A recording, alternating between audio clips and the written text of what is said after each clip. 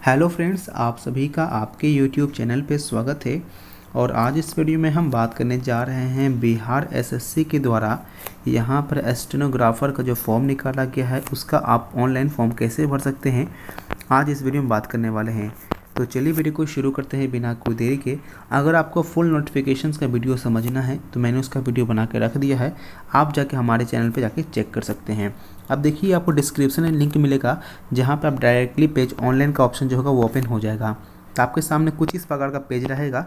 तो सबसे पहले यहाँ पे आप देखेंगे क्लिक हियर फॉर रजिस्ट्रेशन करने का ऑप्शन देखने को मिलेगा।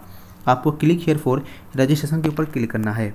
इसके बाद यहाँ पे जो आपका नाम होगा, आपको अपना नाम भरना है जैसे कि मैट्रिक के सर्टिफिकेट में है।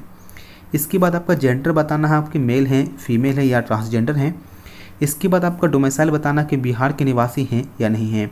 बिहार के निवासी यस करेंगे तभी यहाँ पे आपको जो कैटेगरी आपको सिलेक्शन करने के लिए कहा जाएगा, जैसे कि ईबीसी, बीसी, एससी और एसटी। अगर बिहार के निवासी नहीं हैं तो यहाँ पे आपको जनरल माना जाएगा। इसके बाद जो बच्चे जनरल कैटेगरी से बिलोंग करते हैं उनको यहाँ पे EWS है या नहीं है उनके पास, यस और नो के ऊपर क्लिक करना है। जो बच्चे ओबीसी क्रीमी लेयर और ओबीसी नॉन क्रीमी लेयर से बिलोंग करते हैं तो बताना है कि आपके पास नॉन क्रीमी लेयर सर्टिफिकेट है कि नहीं। तो जितने भी बच्चे BC1 यानी कि EBC होंगे वो ओबीसी नॉन क्रीमी लेयर में आते हैं, तो आपको यस और नो पे क्लिक करना है। इसके बाद आप विकलांग है या नहीं, आपको यस और नो के ऊपर क्लिक करना होगा। अगर यस पे क्लिक करते हैं तो बताना पड़ेगा कि नेचर ऑफ डिसेबिलिटी किस प्रकार का, परमानेंट है या टेम्पोररी है। उसके बाद साथ में ये बताना पड़ेगा कि आप 40% से ज़्यादा डिसेबिलिटी है कि नहीं। अगर 40% ज़्यादा होगा तो यस पे क्लिक करेंगे और आपको सर्टिफिकेट बाद में देना पड़ेगा जब DV आपका होगा। इसके बाद पूछ रहा है आप एक सर्विसमैन है कि नहीं, यानी एक सर्विसमैन का मतलब आर्मी, एयरफोर्स या नेवी में कभी काम किए हैं या नहीं किए हैं, आपको उसके बारे में बताना है। अगर काम किए होंगे तो आपको बताना पड़ेगा कि कब तक आपने काम किया है। उसके बाद यहाँ कह रहा है कि बिहार गवर्नमेंट में अपने पिछले 3 साल से काम कर रहे हैं या नहीं कर रहे हैं, आपको यस और नो के ऊपर क्लिक करना है। इसके बाद बताना है कि बिहार एसएससी का आपने एग्जामिनेशन अब तक कितनी बार दिया है। तो अगर आपको जो भी याद होगा आप यहाँ पे लिख सकते हैं। अगर पहली बार दिया है, नहीं पहली बार फॉर्म भर रहे हैं तो आप 00 सिलेक्शन कीजिएगा। लेकिन अगर मान लीजिए बिहार से CGL का भी जो एग्जामिनेशन हुआ है या इससे पहले भी एग्जामिनेशन जो हुआ, अगर उसमें आपने अप्लाई किया है तो याद हो तो आप दे सकते हैं, नहीं याद हो तो आप 00 भी कर सकते हैं। इसके बाद यहाँ पूछ रहा है कि आपके पास एजुकेशन और टेक्निकल क्वालिफिकेशन है कि नहीं, जैसे कि एडवर्टाइजमेंट में दिया हुआ है। तो यहाँ पर आपको यस पे क्लिक करना होगा। टेक्निकल से कोई मतलब नहीं है, टेक्निकल का सिर्फ आपकी इसका मतलब है टाइपिंग से संबंधित है, जो मैंने आपको नोटिफिकेशन बता दिया है टाइपिंग के बारे में भी। इसके बाद आपका मोबाइल नंबर होगा, आपको मोबाइल नंबर देना है, कंफर्म करना है अपना ईमेल आईडी, और अपने ईमेल आईडी को कंफर्म कर आपका जो डेट ऑफ बर्थ है, अपना डेट ऑफ बर्थ यहाँ पे सिलेक्शन करना है।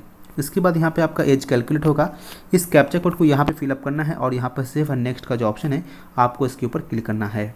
इसके बाद फिर से आपको यहाँ पे कंफर्म एंड सबमिट का ऑप्शन देखने को मिलेगा, आपको कंफर्म एंड सबमिट के ऊपर क्लिक कर देना है। और इसके बाद जैसे ही कंफर्म होगा अब यहाँ पे आप एडिट नहीं कर सकते हैं। अब यहाँ पे आप देखेंगे कि आपका जो पासवर्ड है और जो रजिस्ट्रेशन नंबर है वो आपको भेज दिया गया है, आपको यहाँ पे दिख रहा होगा। आप उसका इस्तेमाल करके यहाँ पे फिर से आपको लॉगिन के ऊपर क्लिक करना होगा। तो आप यहाँ पर लॉगिन पे क्लिक करेंगे। अब यहाँ पे आपको जो पेज है वो ओपन हो जाएगा, जहाँ पे आपको टोटल 6 स्टेप में ये फॉर्म को कंप्लीट करना है, जिसमें कि पहला पर्सनल डिटेल्स भरना होगा, दूसरा में ही आपको पेमेंट करना है, उसके बाद एजुकेशन क्वालिफिकेशन, और उसके बाद जो पोस्ट का डिटेल्स होगा कि पहले क्या भरना है, उसके बाद फ़ोटो, सिग्नेचर और एप्लीकेशन स्लिप है ये आपको अपलोड करना होगा। इसके बाद यहाँ पे आपको पापा का नाम और आपके मम्मी का नाम भरना होगा। उसके बाद आपका आवासीय प्रमाण पत्र, अगर बिहार के निवासी हैं तो आपके पास आवासीय प्रमाण पत्र होना ज़रूरी है, तो वो आपको आवासीय प्रमाण पत्र का डेट देना है कि वो कब बना है। फिर उसका जो सर्टिफिकेट नंबर है वो भी आपको यहाँ पे लिखना होगा। उसके बाद कॉम्पिटेंट अथॉरिटी है, जैसे कि आप कॉम्पिटेंट अथॉरिटी का मतलब होता है यहाँ पर कि आपका ये कहाँ से आपका जो आवासीय प्रमाण पत्र बना है। अगर आपका CO से बना है, RO से बना है, SDO से बना है, DM से बना है, तो आप देख लीजिएगा सर्टिफिकेट के ऊपर लिखा रहता है कि कहाँ से बना है। उसके बाद यहाँ पर डिजिग्नेशंस ऑफ अथॉरिटी दीजिएंगे, अगर यहाँ पे आप अदर्स का सिलेक्शन कर रहे हैं। इसके बाद आपको जो डिटेल आपने जो रजिस्ट्रेशन में भरा था वो आपको यहाँ पे देखने को मिल जाएगा।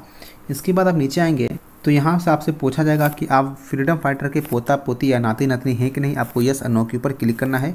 अगर यस पे क्लिक करते हैं तो उसका सर्टिफिकेट नंबर किस अथॉरिटी से बना है। इसके बाद आपका नेशनैलिटी सिलेक्शन करना है। इसके बाद यहाँ पर टाइप ऑफ ID प्रूफ मांगा जाएगा, तो यहाँ पे जो ID प्रूफ है आप यहाँ पर जो आप मेंशन करना चाहें मेंशन कर सकते हैं, Aadhaar card, voter ID card, DL जो भी देना है दे सकते हैं। फिर उसके बाद यहाँ पे उसका प्रमाण पत्र संख्या भी आपको लिखना पड़ेगा। और आइडेंटिफिकेशन मार्क्स पूछ रहा है, यानी उम्मीदवार का पहचान चिन्ह, कहीं कट मार्क हो, कहीं मोल मार्क हो, कहीं जख्म का निशान हो, वो यहाँ लिखना है। इसके बाद पूछा गया किसी भी प्रतियोगी परीक्षा से आपको प्रतिबंधित किया गया है कि नहीं, आपको यस और नो के ऊपर क्लिक करना है। अगर यस पे क्लिक कर रहे हैं तो यहाँ पे आपको डिटेल देना होगा, और नो पे क्लिक करेंगे तो ये सब ऑप्शन भरने का नहीं कहा जाएगा। अब यहाँ पे आपको एड्रेस भरने के लिए कहा जाएगा, जहाँ पे आप देखेंगे एड्रेस में अपना गांव का नाम, वार्ड नंबर, पोस्ट ऑफिस, थाना भरेंगे, अपना गांव का नाम, थाना का नाम, आपका पोस्ट ऑफिस, किस राज्य से बिलोंग करते हैं, आपका डिस्ट्रिक्ट क्या है और पिन कोड क्या है, ये भरना है। और वहीं पर अगर ये एड्रेस आपका करस्पॉन्डेंस परमानेंट से सेम होगा तो आपको इसके ऊपर टिक करना है, तो सेम एड्रेस फिलअप हो जाएगा। इसके बाद आपको सबमिट के ऊपर क्लिक कर अब इसके बाद यहाँ पे प्रोसीड फॉर पेमेंट का ऑप्शन आएगा, आपको प्रोसीड फॉर पेमेंट के ऊपर क्लिक करना है। अब यहाँ पर आपको कुछ डिटेल आपको जो देखेगा वो आप देख लीजिएगा सही है कि नहीं।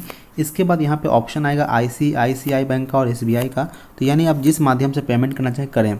ये मतलब नहीं कि ICICI का अकाउंट होना चाहिए SBI का, ये बिहार सरकार की वेबसाइट का पैसा है कि किसमें आप देना चाहते हैं। तो आप यहाँ पे जिस चाहे इसमें सिलेक्शन करके प्रोसीड फॉर पेमेंट पे क्लिक कर दीजिएगा। अब इसके बाद यहाँ पे पेमेंट पेज पे लिया जाएगा आपको, जहाँ पे आपको पेमेंट करने का जो प्रोसेस है यहाँ पे दिया जाएगा कि आप किस तरह से पेमेंट करना यहाँ पे चाहते हैं।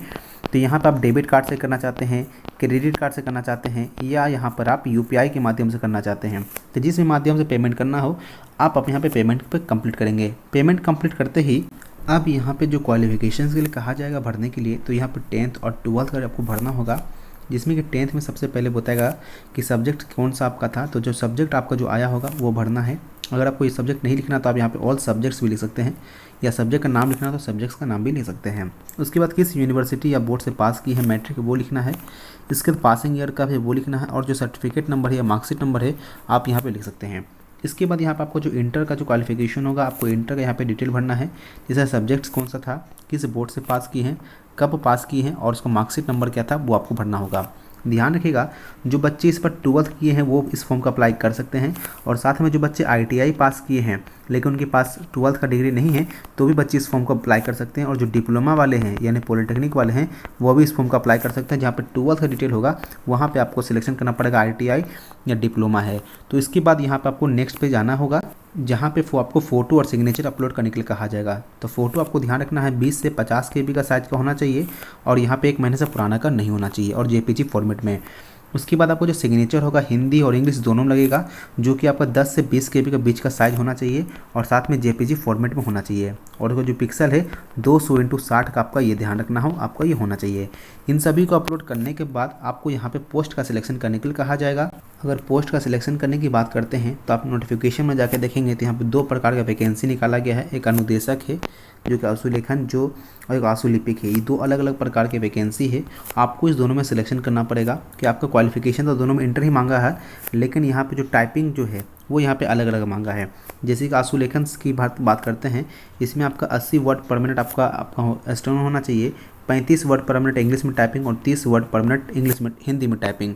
लेकिन आशुलिपिक में यहाँ पे बेसिक आपको स्टेनोग्राफर आना चाहिए, कंप्यूटर पर टाइपिंग आना चाहिए, ये यहाँ पे बताया गया हम। तो यहाँ पे जो भी पोस्ट आप भरना चाहते हैं आप यहाँ पे उसका सिलेक्शन कर सकते हैं, और उसके बाद ही यहाँ पे आपको फिर सबमिट करने का ऑप्शन देखने को मिलेगा। आपको सब कुछ डिटेल सही भरना है क्योंकि फॉर्म में फिर सुधार नहीं होगा।